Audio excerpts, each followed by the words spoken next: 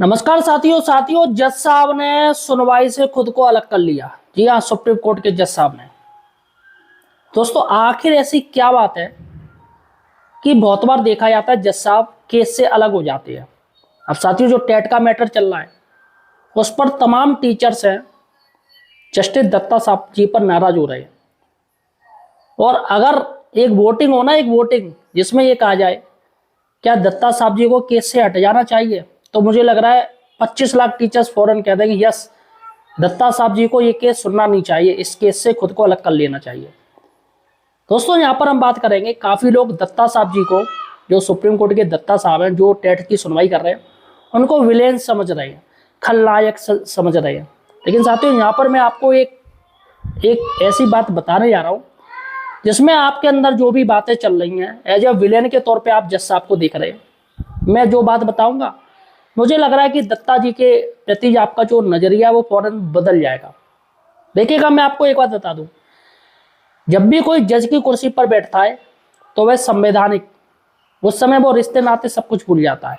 अब मैं आपसे ही कह रहा हूं, अगर आपको ही कोई संवैधानिक पद दे दिया जाए तो आप क्या सोचोगे उस समय? भाई आप खुद के अंदर एक सोचोगे कि भाई मैं जिस पद में हूं मैं उसको किसी भी भ्रष्टाचार से दूर रखूं। जब आप पहली नौकरी आपको मिली होगी, नौकरी से पहले आप सोचते होंगे क्या मैं पुलिस बन जाऊं या ये बन जाऊं, शिक्षक बन जाऊं, मैं मेहनत करूंगा और सभी को अच्छा करूंगा, पूरा देश प्रदेश को बदल दूंगा। लेकिन साथियों जैसे आप विभाग में आ जाते हो, वहां का माहौल ऐसा आप देखते हो तो आपकी जो थिंकिंग थी वो एक झटके में चकनाचूर हो जाती है। लेकिन साथियों कई ऐसे लोग हैं जो आज भी विभाग को अच्छा किए हुए हैं, कितना भी प्रेशर हो उन पे, फिर भी साथियों अगर जो सच्चा इंसान है वो किसी से नहीं डरता है और सच की हमेशा जीत होती है आखिरी में, ये तो आपने सुना होगा। देखिएगा साथियों, मैं कुछ केस आपको बताने जा रहा हूँ, उसके बाद मैं बात करूंगा दत्ता साहब जी की। जो लोग कह रहे हैं कि इनको केस से हट जाना चाहिए, लेकिन यहाँ पर साथियों दत्ता साहब की कोई गलती नहीं है। और कुछ लोग कह रहे हैं सरकार का प्रेशर है, सरकार का प्रेशर भी नहीं है। मैं आपको बता दूं, जो लोग कह रहे हैं कि सरकार प्रेशर डाल रही है जज साहब पे, गलत, सब कोरी अफवाह है, कुछ प्रेशर नहीं है। दत्ता साहब जी जितने सुप्रीम कोर्ट के जज होते हैं वो सब बढ़िया चाहते हैं कि सामने वाले को कोई, एक कहावत है ना कि 1000 मुजरिम छूट जाए लेकिन एक बेकसूर को फांसी ना हो, वही साथियों सोच के चलते हैं। लेकिन क्योंकि फैक्ट ऐसे आते हैं, वकील साहब जो फैक्ट रखते हैं ना, ऐसे ऐसे फैक्ट रखे जाते हैं जिसपे साथियों जज साहब को सोचने पे मजबूर हो जाते हैं। देखिएगा मैं आपको बता दूं, अब कुछ जो चीज मैं आपको बता रहा हूँ, 72,000 मैटर चल रहा है, अभी आपको पता होगा 72,000 मामला चल रहा है। 72,000 में साथियों जज साहब ने केस को खुद से अलग कर लिया। देखिएगा 72,885 सहायक अध्यापक भर्ती अपडेट है, तो 72,825 सहायक अध्यापक भर्ती में सुप्रीम कोर्ट सुनवाई में अब जस्टिस करोल साहब इस मामले की सुनवाई से अपने को अलग कर लिया है। तो यहाँ पर साथियों ये देखिएगा 60 से 72,000 का चल रहा है।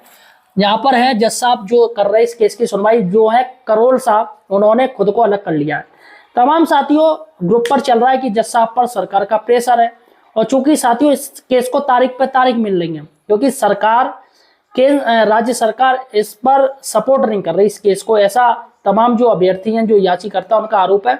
और तमाम आपने देखा है तमाम धरना प्रदर्शन किए जा रहे हैं क्योंकि साथियों उनका राइट सही है, वो लोग सही हैं। तो जज साहब ने, लग रहा है जज साहब को भैया कि ये केस इनके पक्ष में जाएगा, तो इसलिए उन्होंने अपने आप को अलग कर लिया है और सरकार का उनके ऊपर प्रेशर है कि केस को टालो, लेकिन कब तक अड़ा देंगे, ऐसा साथियों आरोप लगाया जा रहा है जज साहब के ऊपर। मुझे लग रहा है साथियों ये गलत है। भाई सरकार, यार सरकार अपने जेब से थोड़ी पैसा देती है, आप खुद सोचिएगा। भाई देती तो जनता के पैसे से है, कोई अलग तो नहीं देती। अच्छा नई भर्तियां भी तो होती है, आप ये भी तो देखते हो। तो ऐसे में आप आरोप डालना कि सरकार का प्रेशर चल रहा है इनके ऊपर, जज साहब ने भर्ती अलग कर लिया, नहीं।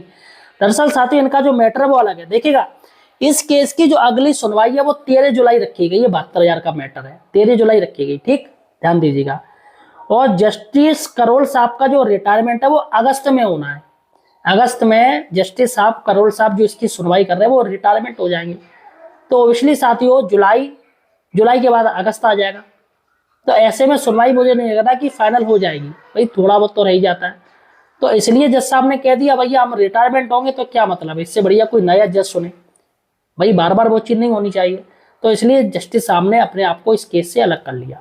अब काफी लोग आरोप डाल रहे हैं कि इसका रायता इतना फैल चुका है कि जज साहब ने खुद को अलग करने में ही उन्होंने अपनी भलाई समझी। तो साथियों, क्योंकि जस्टिस मामला है भैया, किसी छात्र का इतना हो जाए तो ये चीज नहीं होनी चाहिए, इसलिए जस्टिस साहब ने अलग कर लिया। चलेगा, एक मैटर मैं आपको बता रहा हूं, ये है केजरीवाल, मुख्यमंत्री केजरीवाल जी, जिन पर आबकारी नीति जो एक्साइज ड्यूटी का मामला चल रहा है, आबकारी यानी शराब की जो कुछ मैटर हुआ था, तो वो जेल भी गए थे। तो साथियों, उनकी जो जज थी वो कौन थी? जस्टिस स्वर्णकांता शर्मा, हाई कोर्ट की, दिल्ली हाई कोर्ट की। तो केजरीवाल जब बेल पर आए तो उन्होंने आरोप लगा दिया कि जस्टिस स्वर्णकांता शर्मा मेरे खिलाफ है, मैं चाहता हूं वो इस केस से अलग हो जाए, मैं उनकी बेंच में ये अपनी केस की सुनवाई नहीं करूंगा, नहीं करवाऊंगा। अब साथियों, ऐसे में सीधे सीधे उन्होंने एलिगेशन डाल दिए जस्टिस स्वर्णकांता जी, जो महिला है उनके ऊपर डाल दिए। मुझे लग रहा है ये गलत किया। देखिएगा साथियों, एक बात मैं आपको बता दूं, अगर जस्टिस साहब के अंदर कुछ भी गलत होगा ना तो वो केस से हटेंगे नहीं। लेकिन साथियों, जैसे ही एलिगेशन डाला अरविंद केजरीवाल जी ने, वैसे ही जस्टिस स्वर्णकांता शर्मा जी ने खुद को अलग कर लिया केस से। वो उनकी मानता है, इसलिए वो हट गई। भाई बाद में, भाई ओबियसली गलत चीज की है तो ओबियसली उस पर उनको पनिशमेंट मिलेगा ही मिलेगा। मैं कह रहा हूं, कोई भी पार्टी का हो, अगर किसी इंसान ने गलत किया है तो निश्चित पनिशमेंट मिलना चाहिए। वो तो आगे जांच होगी, जो भी कुछ होगा वो देखा जाएगा। तो साथियों, ऐसे में जस्टिस स्वर्णकांता शर्मा जी जो सही थी, उन्होंने अपने आप को केस से अलग कर लिया ताकि उनके ऊपर एलिगेशन ना हो इस चीज को लेके। और चाहती तो वो रह सकती थी इस केस में, नहीं वो मानती, नहीं तुम झूठ बोल रहे हो, मैं थोड़ी ऐसे करूँ। फिर भी उन्होंने एक कहते ना, एक अंदर से एक आवाज आती है, नहीं कुछ भी भाई, आपने अगर डिसीजन, क्योंकि गलत डिसीजन नहीं होते हैं, जज साहब भी सही फैसला लेके चलते हैं, कुछ कुछ मानवीय भूल हो जाती है, उसमें कोई दिक्कत नहीं है। अब साथियों, टेट मामले में भी जज साहब का विरोध हो रहा है, 25 लाख टीचर्स इनका विरोध कर रहे हैं। तमाम साथियों, मैं वीडियो बनाता तो कमेंट आते हैं कि जस्टिस साहब जानबूझ के कर रहे हैं, सरकार का प्रेशर है, उनको राज्यसभा में जाना है, सांसद जाना है, ये MP बनना है। साथियों, एक बात बताइए, राज्यसभा में अगर वो चले गए तो क्या वो स्वतंत्र रह सकेंगे? अभी आप बताइए कि सरकार जो केंद्र सरकार चल रही है, मोदी सरकार चल रही है, क्या आपको क्या लग रहा है, क्या उसमें जितने भी केंद्रीय मंत्री हैं या राज्यसभा सांसद हैं या लोकसभा सांसद, क्या सभी की चल रही है? आप बताइए, चलिए आप बताइए, क्या सभी राज्यसभा सांसद, लोकसभा सांसद खुद से कुछ बोल पा रहे हैं? आप बताइएगा। भाई ओबियसली वो पार्टी लाइन से हटके नहीं जाएंगे, और जो पार्टी का जो आदेश होगा उसके अनुसार होगा कार्य। क्योंकि भारतीय जनता पार्टी इस चीज में स्टिकली रहती है, और पार्टियों के सांसद बोल जाते हैं, लेकिन भारतीय जनता पार्टी के नहीं बोल पाते। अब उनके अंदर डर हो या जो भी कुछ हो, तो वो चीज है, वो पार्टी लाइन जाने। तो ऐसे में सिर्फ इनको पद के लिए ऐसा कुछ कर रहे टीचर्स के लिए, जो कि गलत है।